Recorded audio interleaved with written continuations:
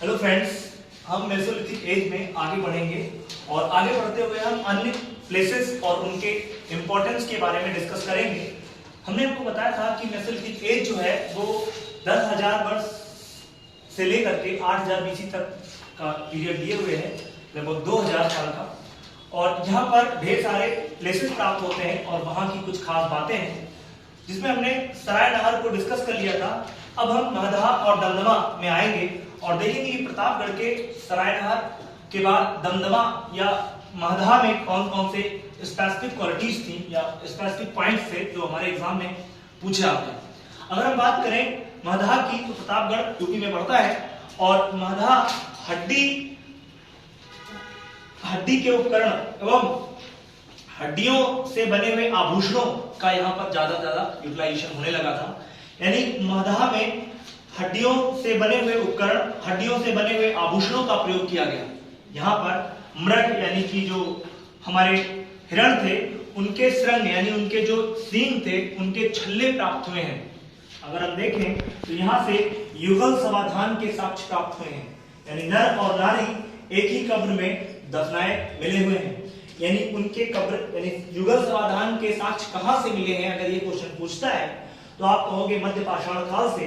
और मध्य पाषाण काल में किस प्लेस से मिले हैं, तो वो महदहा जो यूपी के प्रतापगढ़ में पड़ता है। अब अगर देखें तो इनका जो कब्र में दफनाए हुए लोग होते थे, उनके पश्चिम दिशा में सर हुआ करते थे और पूर्व दिशा में पैर हुआ करते थे।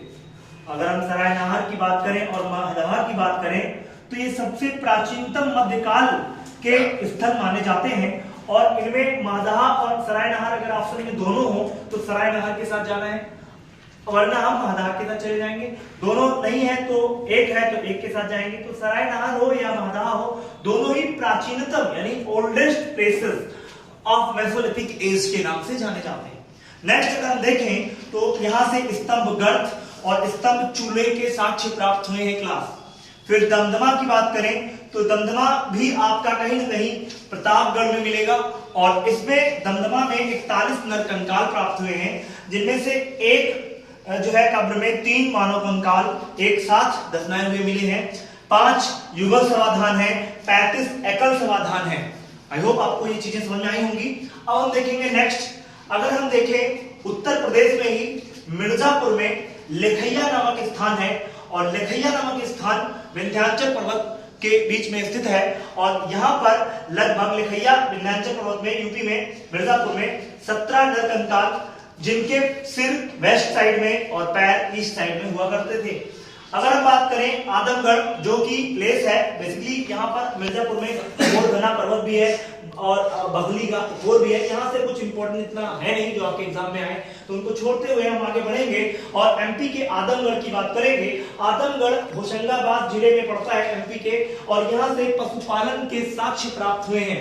अगर हम बात करें राजस्थान के सामर लेक की, तो सामर के पास एक स्थान है जहां से प्राचीनतम वनस्पति के साक्ष्य मिले हैं। बाघोर की बात करें तो राजस्थान के भीलवाड़ा जिले में ये बाघोर नामक प्लेस है, यहाँ से पशुपालन के प्राचीनतम साक्ष्य, सबसे पुराने साक्ष्य जो है प्राप्त हुए हैं। अगर हम बात करें लंगनाच की, जो गुजरात में पड़ता है लंगनाच, जहां से 14 नरकंकाल, 8 गर्भ चूल्हे और सूच उपकरण प्राप्त हुए हैं। कर्नाटक के जलाल हल्दी से कुछ इंपॉर्टेंट है नहीं तो हम उसको देखेंगे नहीं।